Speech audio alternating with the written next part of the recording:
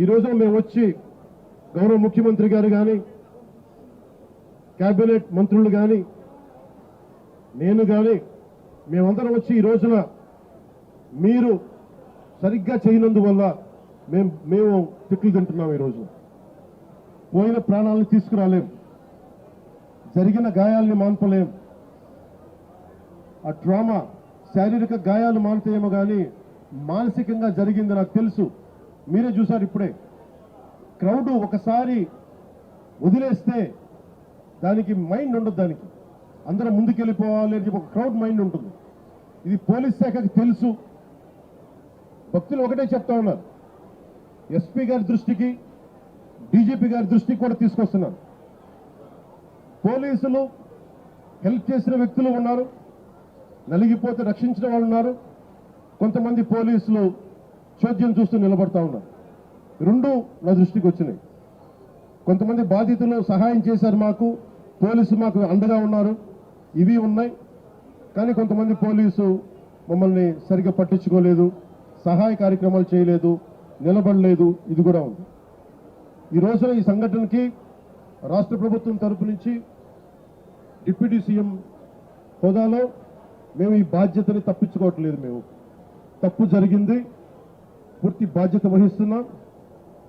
We take complete responsibility for the mishap happen. ఈ బాధ్యతని పూర్తిగా మేము తీసుకుంటాం. అలాగే నేను భక్తులకు ఒకటే చెప్పాను, ఎవరైతే నలిగిపోయారో ముందస్తుగా ఒక్కొక్క చనిపోయిన ప్రతి ఒక్క వ్యక్తి కుటుంబానికి వైజాగ్లో ఉత్తరాంధ్రకు సంబంధించి, అలాగే మన తమిళనాడు కర్ణాటక నుంచి ప్రాణాలు కోల్పోయిన వాళ్ళు ఉన్నారు. వారి కుటుంబాలకి గౌరవ ముఖ్యమంత్రి గారు కూడా ఇదే తెలియజేయబోతున్నాను. ప్రభుత్వం నుంచి టీటీడీ బోర్డు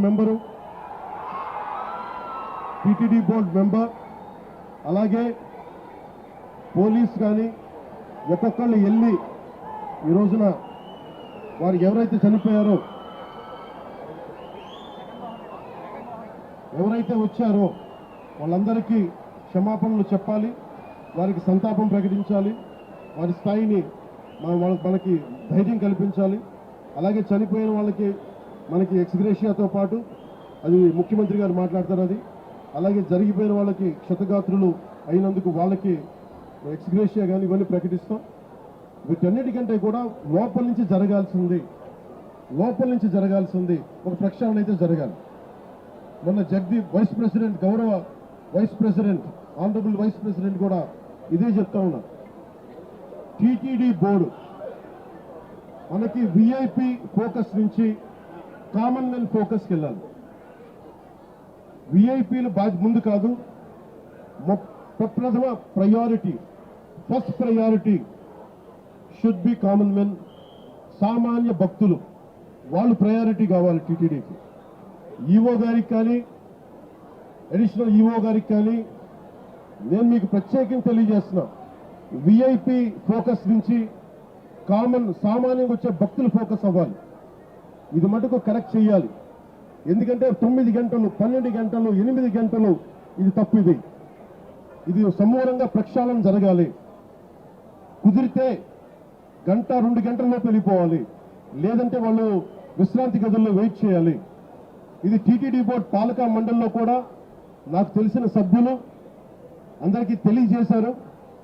కానీ దాని మీద ఎందుకు యాక్షన్ తీసుకోలేదు, ఎందుకు క్యూ పద్ధతిని పాటించలేదు, వీటన్నిటినీ కూడా మనకి ఎంక్వైరీ జరుగుతూ ఉంది.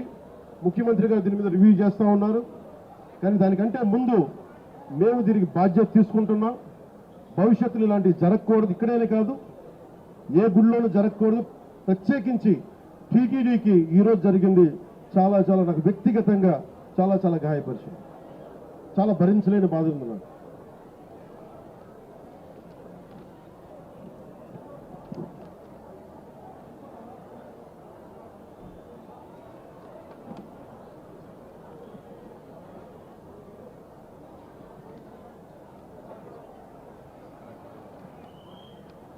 ఎంతమంది పోలీస్ ఫోర్స్ ఉన్నారని చెప్పడానికి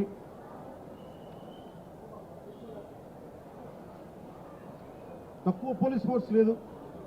1100 మంది పోలీసులు, 2 అడిషనల్ ఎస్పీలు, 11 డిఎస్పీలు, 38 ఇన్స్పెక్టర్స్, 78 మంది సబ్ ఇన్స్పెక్టర్స్, స్పెషల్ పార్టీస్ 16 చొప్పున ఒక్కొక్క పార్టీకి 12 మంది, ఇవి కాకుండా 9 మంది తహసీల్దార్స్, మండల ఎగ్జిక్యూటివ్ మెజిస్ట్రేట్స్, మొత్తం 9 ప్రదేశాల్లో 94 కౌంటర్లో ఈ వైకుంఠ ఏకాదశి పర్వదినాన్ని పురస్కరించుకుని ఈ టికెట్లు ఇచ్చే పరిస్థితులు ఇంత బందోబస్తు చేసినా కానీ ఇలాంటి దుర్ఘటన జరగటం చాలా చాలా బాధ కలిగించింది. అలాగే మన రామనాయుడు స్కూల్ బైరాగపట్నంలో ఈ తొక్కిస్లాట్లో 5 మంది చనిపోయారు, 37 మంది గాయపడ్డారు. ఇది విష్ణు నివాసం దగ్గర ఒకళ్ళు చనిపోయారు.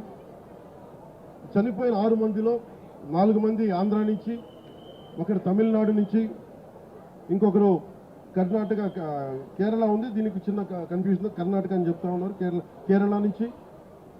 ఇది ఇంతమంది పోలీస్ ఫోర్స్ పెట్టుకొని కూడా ఎక్కడో ఒక నిర్లక్ష్యం అయితే చూపించారు అందరూ. దీని నుంచి తప్పించుకోవడానికి ఎవరూ ప్రయత్నం చేయట్లేదు. అంటే మనం ఒక చేసి పోలీస్ బందోబస్తు, ఇప్పుడు నేను వచ్చేస్తే చూశారు మీరు, బందోబస్తు ఉందా అంటే ఉంది, పోలీసులు ఉన్నారా అంటే ఉన్నారు, డ్యూటీ చేశారా అంటే చెప్పే వాళ్ళకి ప్లానింగ్ లేదు, డిజాస్టర్